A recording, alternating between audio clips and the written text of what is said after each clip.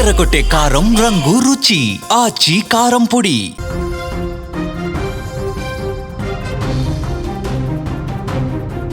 Road మీద ఆ SI విధులు నిర్వర్తిస్తున్నాడు.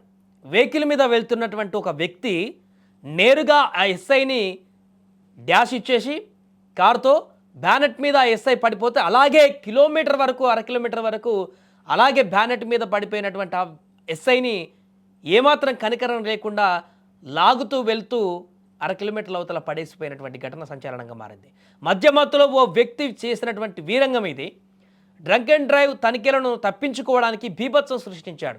కారు ఆపినటువంటి ఎస్ఐను కారుతో గుద్ది అర కిలోమీటర్ దూరం వరకు కూడా ఆ కారు పైన బ్యాలెట్ మీద పడినటువంటి ఎస్ఐని లాక్కు వెళ్ళినటువంటి ఘటన రంగారెడ్డి జిల్లాలోని యాచారంలో చోటు చేసుకుంది. రంగారెడ్డి జిల్లా యాచారం పోలీస్ స్టేషన్ పరిధిలో డ్రంక్ అండ్ డ్రైవ్ తనిఖీలు చేస్తున్నారు. ఈ సమయంలో అటువైపు కారులో వెళ్తున్న ఒక వ్యక్తి డ్రంక్ అండ్ డ్రైవ్ టెస్టులను గమనించాడు. అయితే వాటి నుంచి తప్పించుకునేందుకు కారును వేగంగా పోనిచ్చాడు. అయితే అక్కడే విధుల్లో ఉన్నటువంటి ఎస్ఐ మధు కారును ఆపేటువంటి ప్రయత్నం చేశాడు. కానీ కారు డ్రైవర్ మాత్రం ఆగలేదు. ఎస్ఐ కారు బ్యానెట్ మీద ఉన్న ఆ బ్యానెట్ పైన పడిపోయినా పట్టించుకోకుండా అర కిలోమీటర్ వరకు కూడా అలాగే కారును లాక్కు వెళ్ళాడు ఎస్ఐతో సహా. అదే మార్గంలో ద్విచక్ర వాహనం పైన వెళ్తున్నటువంటి వారిని కూడా ఢీకొట్టాడు. చివరకు కారు వేగం తగ్గించగా ఎస్ఐ రోడ్డు పక్కన దూకేశాడు. ప్రాణాలు కాపాడుకున్నారు. ఈ ప్రమాదంలో ఎస్ఐకి స్వల్ప గాయాలయ్యాయి. అయితే బైక్పై వెంకట్రెడ్డి ఆయన కోడలు దివ్య ఏడాది మనవడితో ద్విచక్ర వాహనంపై వెళ్తుండగా వారిని సైతం ఈ యొక్క మందుబాబు కారుతో వెళ్తున్నటువంటి వ్యక్తి ఢీకొట్టారు.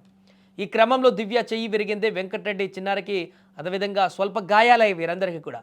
సో ఒక వ్యక్తి ఎంత దుర్మార్గంగా ప్రవర్తించాడో మనకి ఘటన తేటతెల్లం చేస్తుంది. మద్యం మత్తుకు బానిసై మద్యం తాగి సేవించి సొంత వెహికల్ నడపకూడదు, బయటికి రాకూడదు రోడ్డు మీదకి అని చెప్పి ఎన్నిసార్లు పోలీసులు మొత్తుకున్నా కూడా అలా మద్యం సేవించి కార్లు తీసుకొని రోడ్డు మీదకి రావడమే కాకుండా అక్కడ డ్రంక్ అండ్ డ్రైవ్ టెస్టులు నిర్వహిస్తుంటే వాటి నుంచి తప్పించుకోవడానికి విచక్షణ కోల్పోయి అవతల ఒకవేళ డ్రంక్ అండ్ డ్రైవ్ టెస్టులు అక్కడ దొరికాడు అనుకోండి, మహా అయితే అక్కడ డ్రంక్ అండ్ డ్రైవ్లో ఆయన తాగినట్టుగా తెలిస్తే ఫైన్ వేస్తారు, లేకుంటే కొద్ది రోజులు 4-5 రోజులు జైలు శిక్ష అనుభవించేటువంటి పరిస్థితి ఉంటుంది. నెక్స్ట్ టైం ఇంకా ఈ యొక్క ఆ శిక్ష ద్వారా నెక్స్ట్ టైం బుద్ధి వచ్చి అలా తాగి బయటికి రాకుండడానికి ఒక అవకాశం ఉంటుంది, ఒక బుద్ధి వస్తుంది. కానీ దాన్ని తప్పించుకోవడం కోసం అవసరమైతే ఎదుటి వాళ్ళ ప్రాణాలు కూడా తీసి హత్య కేసులకు ఇరుక్కోవడానికి కూడా, అంటే ఆ క్షణికావేశంలో పరిస్థితి ఎంత దూరం వెళ్తుందో చూడండి ఒకసారి.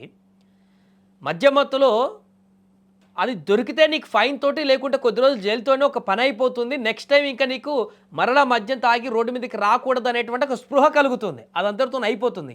అలాంటిది దాన్ని తప్పించుకోవడానికి నువ్వు అవతల ఉన్నటువంటి వ్యక్తులని చంపడానికి కూడా, చనిపోయినా కూడా పర్వాలేదు అనుకునేటువంటి హత్యాయత్నాలకి ప్రయత్నిస్తూ యాక్సిడెంట్లు చేసుకుంటూ పోతున్నావంటే ఇంకా నువ్వు ఎంత దూరం తీసుకువెళ్తున్నావో చూడు దీన్ని. అందుకే క్షణికావేశం తీసుకునేటువంటి నిర్ణయాలు. అందుకని మద్యం తాగితే మనం ఏం చేస్తున్నామో ఏంటో తెలియదు కాబట్టి రోడ్ల మీదకి రాగండిరా తాగినప్పుడు అని చెప్పేసి మొత్తుకుంటున్నారు అందరూ. అలా వచ్చి ఈరోజు చేసినటువంటి దుర్మార్గమైనటువంటి చర్యతోటి ఒకవైపు ఎస్ఐకి గాయాలయ్యాయి, ఆ ముగ్గురు ఒక చిన్నారికి, వెంకటరెడ్డికి, ఇంకొక మహిళకి గాయాలైనటువంటి పరిస్థితి. త్రుటిలో ప్రాణాపాయం నుంచి తప్పించుకున్నారు వీళ్ళంతా. ఆ కారు చేసినటువంటి దుర్మార్గానికి, కార్ డ్రైవర్ చేసినటువంటి దుర్మార్గానికి.